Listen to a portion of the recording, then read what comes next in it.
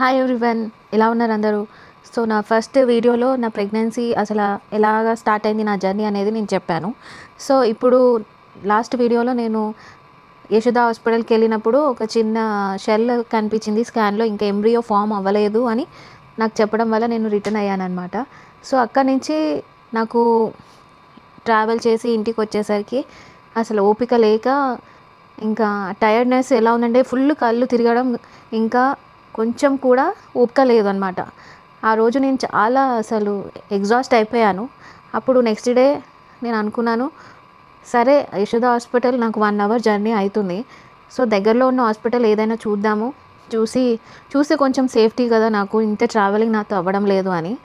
So అలాగ నేను plan చేసుకుని, అప్పుడు డిసెంబర్ లాస్ట్ వీక్ అనమాట. సో అంతా న్యూ ఇయర్ ఈవెంట్ ఇవన్నీ నడుస్తున్నాయి. సో న్యూ ఇయర్ ఈవెంట్ తర్వాత నేను వెళ్దాం అనుకున్నాను. మా ఇంటి దగ్గరలో Cloud9 అనే హాస్పిటల్ ఉందన్నమాట. అక్కడ కొంతమంది ఫేమస్ డాక్టర్స్ ఉన్నారు. సో ఒకసారి ట్రై చేద్దాము అని చెప్పి వెళ్ళాక కొంచెం ప్యానిక్లో ఉన్నాను. ఎందుకంటే లాస్ట్ స్కాన్లో నాకు ఓన్లీ షెల్ ఒకటే కనిపించింది, అంటే ఓన్లీ ఎగ్ లాగా ఫామ్ అయింది అని చెప్పారు. ఇంకా ఎంబ్రియో కానీ హార్ట్ బీట్ కానీ రాలేదని చెప్పారు. సో ఆ 2 వర్డ్స్ అనేది గుర్తుండిపోయాయి అన్నమాట. సో ఇక్కడ దగ్గరలో ఉన్న హాస్పిటల్లో అపాయింట్మెంట్ తీసుకుని వెళ్ళాను అనమాట. అప్పుడు నాకు 6 వీక్స్ ప్రెగ్నెన్సీ అయ్యి, సో వాళ్ళు ఏం చెప్పారు, లాస్ట్ టైం యశోదలో 10 వీక్స్కి రండి మీరు, అప్పుడు హార్ట్ బీట్ అవన్నీ ఫామ్ అవ్వచ్చు, ఆల్ ది బెస్ట్ అని చెప్పారు. నాకేమో ఫుల్ టెన్షన్గా ఉంది, కళ్ళు ఎక్కువ తిరుగుతున్నాయి అనమాట.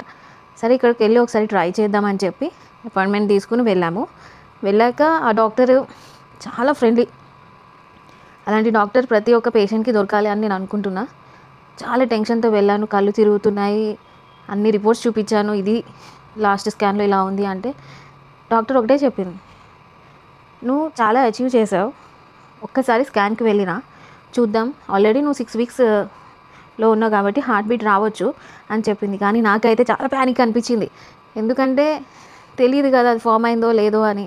ఫస్ట్ టైం యశోద హాస్పిటల్లో వాళ్ళు చెప్పారు, ఫామ్ అయ్యాకనే తెలుస్తుంది బేబీ ఉందో లేదో అని, కొంతమందికి ఫామ్ అవ్వకపోతే అబార్ట్ అవ్వచ్చు అని డౌట్ పెట్టారు. అంటే డాక్టర్ అన్నీ చెప్తారనమాట, మనం తీసుకునే బట్టి ఉంటుంది. సో నేను చాలా ప్యానిక్ అయ్యి వెళ్ళాను అక్కడ స్కానింగ్ రూమ్లోకి వెళ్ళి, అక్కడ వాళ్ళతో కూడా చెప్పాను, నాకు చాలా టెన్షన్గా ఉంది, ఎలాగా వస్తుందో తెలియదు అంటే వాళ్ళు అన్నారు, ఏం కాదు చూద్దాము, రాకపోతే నెక్స్ట్ వీక్ చూడొచ్చు, మీరు టెన్షన్ పడకండి అన్నారు. కానీ నాకు మాత్రం చాలా టెన్షన్ అయితే నార్మల్గా కాదు. సో ఫస్ట్ టైం కాబట్టి ఉంటుంది ఆ మాత్రం, కళ్ళు తిరగడం ఇవన్నీ నోటీస్ చేయడము, నేను చాలా సఫర్ అయ్యాను మొత్తానికి. అయితే డాక్టర్ స్టార్ట్ చేసింది, స్కానింగ్ డాక్టర్. అప్పుడు నాకు ఒక స్లైట్గా కొంచెం బిలీవ్ వచ్చిందనమాట, చూద్దాం అసలు ఏమవుతుందో లెట్స్ సీ అని చెప్పి స్కానింగ్ రూమ్లోకి వెళ్ళి స్కాన్ తీపిగానే హార్ట్ బీట్ ఫామ్ అయింది అండ్ బేబీ కూడా కనిపిస్తుంది అని చెప్పారు, విత్ ఆర్మ్స్ అని. సో ఎంత హ్యాపీ ఫీల్ అయ్యానంటే అది మరవలేంది.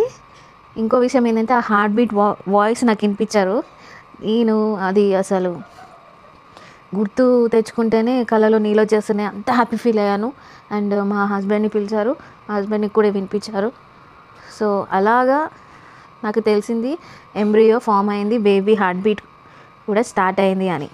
సో అక్కడి నుంచి నేను మెడికేషన్స్ అనేవి ఫాలో అప్ చేయాలి అని డాక్టర్ చెప్పారు. ఆఫ్టర్ స్కానింగ్ డాక్టర్ చూశాక మీరు కొన్ని మెడికేషన్స్ ఫాలో అప్ అవ్వాలి. అండ్ థైరాయిడ్ లెవెల్స్ చెక్ చేసుకున్నారా అని అడిగారు, నేను చెక్ చేసుకోలేదు అని చెప్పాను. నెక్స్ట్ విజిట్లో మీరు థైరాయిడ్ లెవెల్స్ అన్నీ చెక్ చేసుకుని రమ్మన్నారు. సో అలాగా నేను చెక్ చేసుకుని నెక్స్ట్ విజిట్లో వెళ్ళాక స్లైట్లీ 1-2 పాయింట్స్ ఎక్కువ ఉంది అనమాట. సో అది నార్మల్ రేంజ్గానే ఉంది, కానీ డాక్టర్ అలా కూడా ఉండొద్దని థైరాయిడ్ ట్యాబ్లెట్స్ స్టార్ట్ చేయమన్నారు, ప్లస్ డైట్ ఫాలో అవ్వమన్నారు. ఇవన్నీ కూడా చాలా వరకు హెల్ప్ అయినాయి అనమాట నాకు. ఈ ఫస్ట్ మంత్లో నేను ఫేస్ చేసిన ఫస్ట్ ఎపిసోడ్, ఫస్ట్ షెల్ రాకపోవడం, షెల్ వచ్చిన తర్వాత ఎంబ్రియో కనపడకపోవడం, తర్వాత ఎంబ్రియో వచ్చాక థైరాయిడ్ లెవెల్స్ అనేవి స్లైట్గా అప్ అవుతూ వచ్చాయి.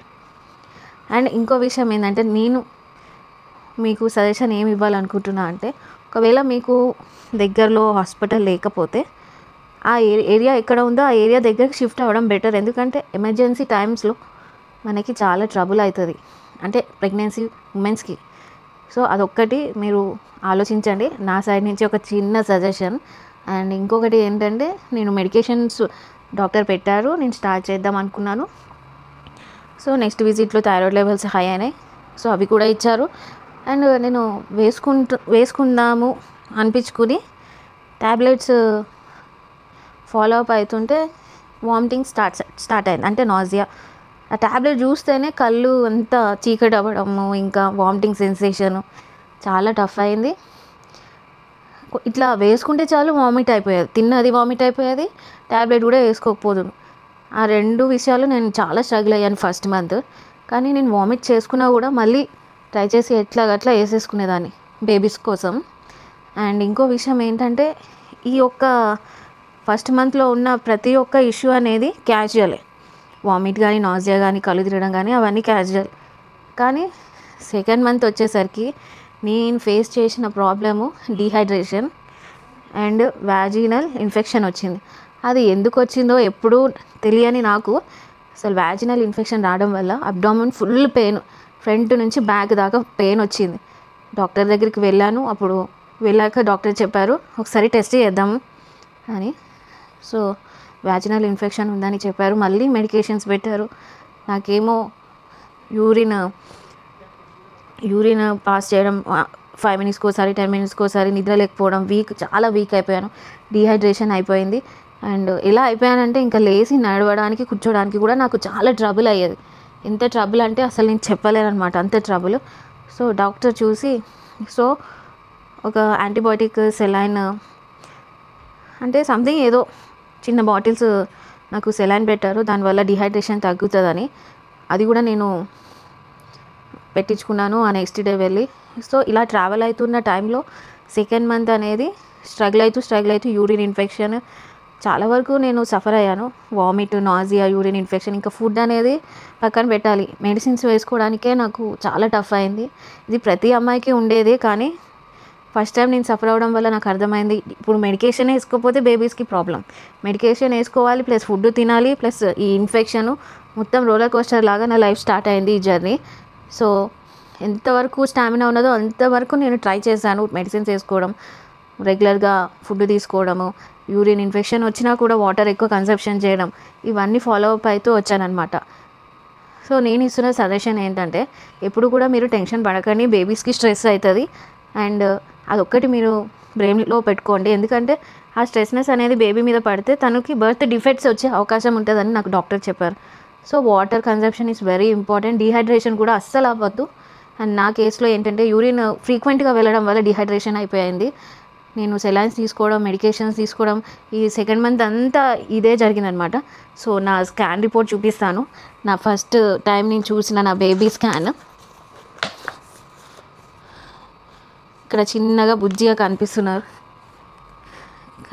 చిన్నగా.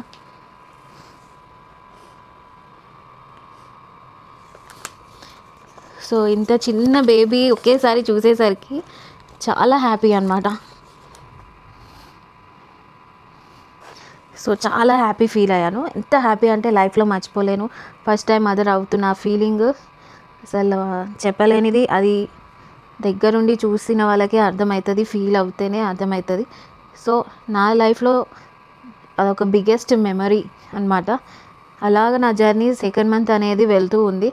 అండ్ ఇంకోటి ఏంటంటే ఈ యూరిన్ ఇన్ఫెక్షన్ అనేది అంత ఈజీగా పోలేదు. అది ఎందుకు అలా జరుగుతుంది అనేది డాక్టర్ ఏం చెప్పారంటే ఇది ఫ్రీక్వెంట్గా జరుగుతూనే ఉంటుంది ప్రతి ప్రెగ్నెన్సీ ఉమెన్స్కి. సో మీరేం వరీ కాకండి, స్ట్రెస్ తీసుకోకండి, ఎక్కువ వాటర్ కంటెంట్ ఫుడ్ తీసుకోండి అని చెప్పారు. సో నేను ఆ విధంగానే ఫాలో అప్ అవుతూ వచ్చానమాట. అండ్ థర్డ్ మంత్ వచ్చేసరికి పెద్ద ట్విస్ట్ అనేది జరిగింది, అది నెక్స్ట్ ఎపిసోడ్లో చెప్తాను. And thank you. మీకు ఏదైనా డౌట్స్ ఉన్నా నాకు కామెంట్ సెక్షన్లో కామెంట్ చేయండి, సబ్స్క్రైబ్ చేసుకోండి, లైక్ చేయండి, షేర్ చేయండి. Next episode